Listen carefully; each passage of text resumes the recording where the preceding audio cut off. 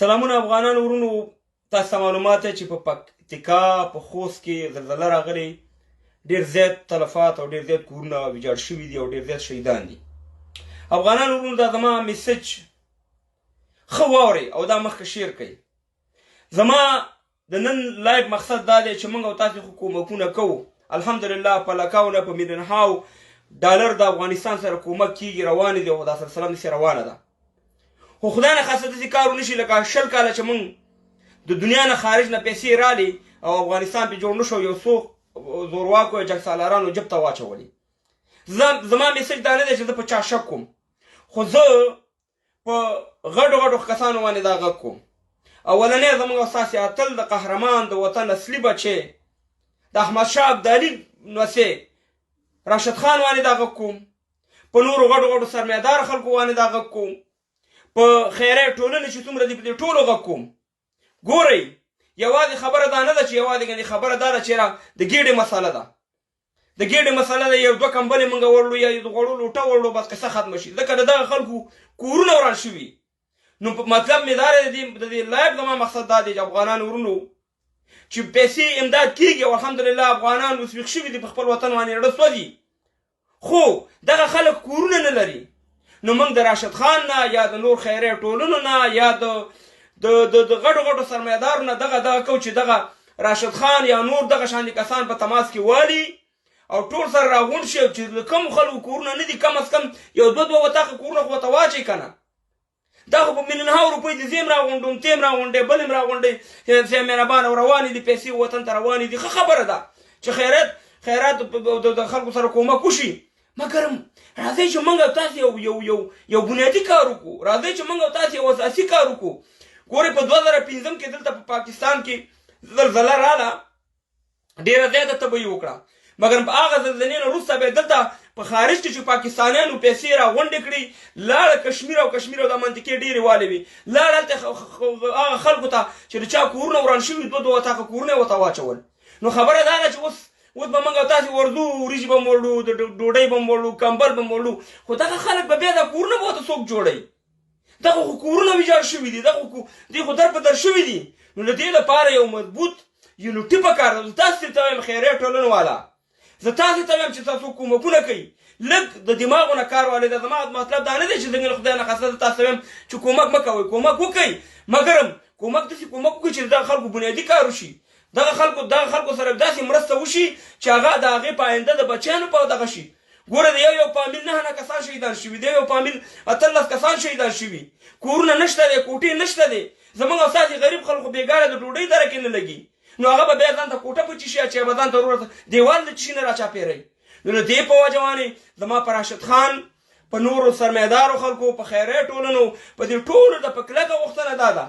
زه به خپله انشاءالله چې راشد خان هم دلته انګلینډ کې دی، لندن کې دی، زه به انشاءالله ورسره تماس نیسم او زه به ورسره دا خبره شریکوم. چې راشد خان الحمدلله زموږ اتلي په تا باندې خلک ډېر زیات اعتبار لري، په میلیونهاو روپۍ ته راغونډولی شي، خو دومره وکړه خدای دې وکړي چې دا زما ویډیو دلته ورورسي او دغه ځای کټ کړي. مهرباني د ثواب په نیت ټیک ټاک کې خو صحیح مهربانه کنځلې دي او بدې ردې دي، جنکۍ پاسې او جنۍ کېنه، دغه چې هر څوک د وطن دپاره صحیح خبره کوي باید تاسې هغه په ټیک ټاکونو کې شیر کوئ، هغه مخکې ویسئ، هغه پیغامونه مخکې ویسئ، نه دلته د کنځلو د بدو ردو یو بل ته کنځل، یو بل سره جنکو سره مقابله او په ګپ راولېږه او دا راولېږه. نو دغه خبره زه انشاءالله چې راشد خان سره به رابطه کوم، هغې سره په رابطه کې کېږم، دا خبره به هغې سره شریکوم. خو د هغې نه مخکې زه راشد خان ته یا خیریه ټولنو ته یا دغه سرمایهدار خلکو ته وایم چې ټول یونټي شئ، راغونډ شئ او په پکتیکا کې یا په خوست کې چې کوم کورونه وران شوي، دغه خلکو لپاره یو دوه وطاقه کورونو غم وکئ. اصلي موضوع دا ده،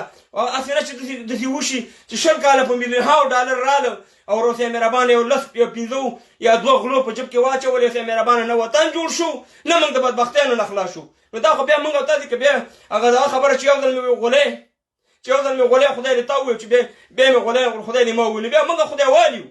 نو خبره دا ده چې باید په دې باندې افغانان ورونو د اواز زما بدرګه کوي چې کوم کومک کېږي، ډېر غټ کومک روان دی. الحمدلله افغانان که موږ او تاسې داسې اتحاد اتفاق ولرو، الحمدلله زموږ دا ستاسې افغانستان به جوړ شي،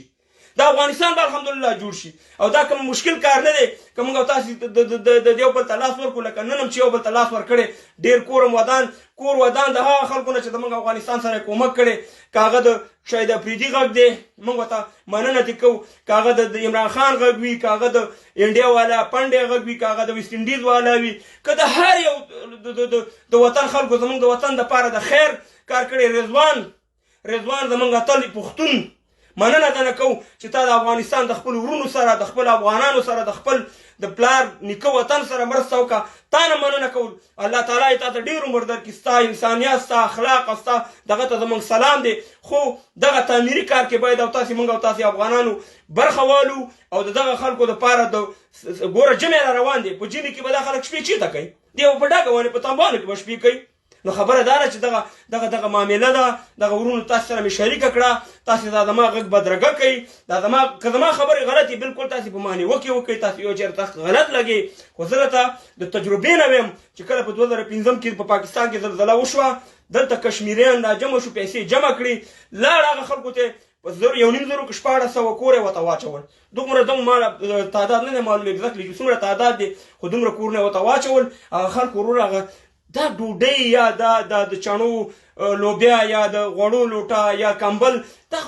دا ټیک ده خو هغه بنیادي کار چې د هغې بچیان به بله ورځ بیا د یخنۍ د لاسه مړه کېږي بله ورځ به یخنۍ واورې به پې کېږي نو خبره دا ده چې موږ او تاسې باید فکر وکړو د دې وخت نه استفاده وکړو ډېر مهم وخت دی ډېر الحمدلله زموږ افغانان کومک کوي الله تعالی تاسو ټولو ته اجرونه درکړي څوک هم چې د افغانستان سره کومک کوي څوک هم چې د افغانانو سره منډه وایي که خپل دی او که پردي دي موږ ترې مننه کوو الله تاسو اجرونه دغه دوامدار وساتئ مګر زما غږ او زما د لایف دغه لږ راتګ دا دی چې خیریه ټولنې او د سرمایدار خلک راشد خان یا نور خلک دې خپلو کې سره یو کنټیکټ وکړي دې خپلو کې سره یو دغه وکړي چې یاره موږ یو مشترکه بینک یا یو داسې سیستم هغه بیا برابرېږي دغې ته موږ پیسې لیږو دغې کې ساتو دغه لیست برابرو په فلاني ځای کې 15 کوره وران شوي بساني ځای کې 3 کوره وران شوي 10 کوره وران شوي هر څومره چې دي هغه لیست به جوړ کړي او دا د طالبانو مسؤلیت هم دی دا د طالبانو دغه چې کوم د پکتیکا والي او که د خوست والي ستا هم مسؤلیت دا دی چې ګوره یو روپۍ نه ګوره بې ځای ونه لګي دې باندې باید تاسې پوره کار وکړئ او زه بیا دا ویم چې هر څوک په دې کې د افغان یو روپۍ وایي د دغه مظلومانو چې زلزلې ځپلي دي او شهیدان کړي دي رب العالمین دې د دې د پانیل په کفن باندې ولګوي خدای رب العالمین دې تباه او برباد کړي چې د هغې پیسې به وخي او هغې پیسو ته به ګېډه اوبو کږدي نو الله دې وکړي چې دا زموږ پیغام راشد خان ته او نورو سرمایدارو خلکو ته او خیریه ټولنو ته خیریه ټولنو والا زم ټول پیژنم یو راته معلوم هستئ سم تعمیري کار وکړئ هغوی کار مه کوئ چې شی هم را روان کړی ولته یو لوټه کېده ورته د غم ساز ولګوه سندره ورسره ولګوه نه صحیح کار به کوئ ټول به په یو اتفاق اتحاد کېږئ خپلې ټولنې بېلې د هغې پورې موږ کار نه لرو مګر هم د پکتیکا د خوست په باره کې به تاسې یو فیصله کوئ چې موږ ورور دومره کورونه نشته دی او دغې ته موږ یو 2 طاقه کورونه اچو نو دا دومره لایف زما افغانان ورو الله دې وکړي چې زما پیغام شیر کوئ مخکې ویل ته شیر کوئ او که نه شیر کوئ ما به خپل مسؤلیت ادا کړی زما به خدای ته غاړه خلاصئ دغه مې په زړه کې خبرې وي تاسو سمې وکړه صحت مې ښه نه دی خو بیا مې انشاءالله موږ خپل هم کوشش کوو چې د پکتیا او د خوست خلکو سره کومک وکړو خو کومک هغه کومک چې هغه بنیادي وي هغه بنیادي کومک وي داسې کومکونه نه وروره په هوا کې وروره سړی وروره راځي او چندې غونډېږي او پیسې وروره لېږل کېږي اخره کې به وروره هماغه د نخودو ډبې دغه پروت وي تش ډبلې او د غوړو ډبلې به پروت وي سیان مهربانه نور به بېچ شي په منځ کې دی باید موږ تاسې د دغه خلکو لپاره تعمیري او داسې یو کار وکړو چې آینده کې د هغې بچیان الله تعالی دې باقي په موږ رحم وکړي افغانان ورو اوس مې ویډیوګانې کتې چې د یو فامیل چې خپله سړی په دوبۍ کې دی 9 کسان شهیدان شوي داسې یو بل دغه دی د هغې 18 نو ډېره د غم او ډېره دغه ورځ خو زه یو خبره کوم پرون مې دا خبره کړې نن بیا کوم او خصوصا موږ دپاره ټول افغانستان یو شی دی خو زه خصوصا په پکتیا کې ګردیز خوست پکتیکا او دې منطقو کې نور افغانستان کې که دا کار کېږي په دې ټولو باندې موږ دپاره یو رقم دی یو به دا پیرپرستي بندوئ پیرپرستي به بندوئ د الله عبادت به کوئ څوک چې د دې پیرانو عبادتونه کوي هغه هندو یو شی دی ځکه هندو هم د بوت عبادت کوي او تاسې د پیر کوئ یو شی دی هېڅ تاسې او د هغې بیا فرق نشته دی بیا هندوانو پسې بد مه یوئ او یو د خور لور په سر باندې پیسې اخیستل چې دي دا داسې دي لکه د خوږ غوښه خوړل، دا داسې دي لکه ګناه کبیره کول. خدای ته وګورئ د دې خورګانو او د دې لورګانو په سرونو باندې نور دا 10 لکه او 15 لکه ښکاره خویندې میندې خرڅوئ. د خدای قهر در باندې نازل دی. نو څوک هم دا کار کوي خدای دې په قهر د خدای ککړ شي. ورشئ وګورئ په دوبۍ کې ځوانان زاړه شو د واده په ارمان. ورشئ سعودي ته وګورئ په سعودي کې ځوانان زاړه شو. ورور صاحب مهربانه د واده پیسې نه لري. تاسې ورور صاحب مهربانه 10 لکه او 15 لکه روپۍ راواله او په جب کې واچو او غټ پټګی دی والي بیا په مخ کې جومات کې ولاړې تکبیر الله اکبر تکبیر الله اکبر. دا بیا کومه پیاده دی نه لري. دا خو لور مو خرڅوئ. د دې په عذاب باندې اخته سئ، د خدای په قهر ککړه سئ. او د طالبانو د دایم چې ملا هیبت الله صاحب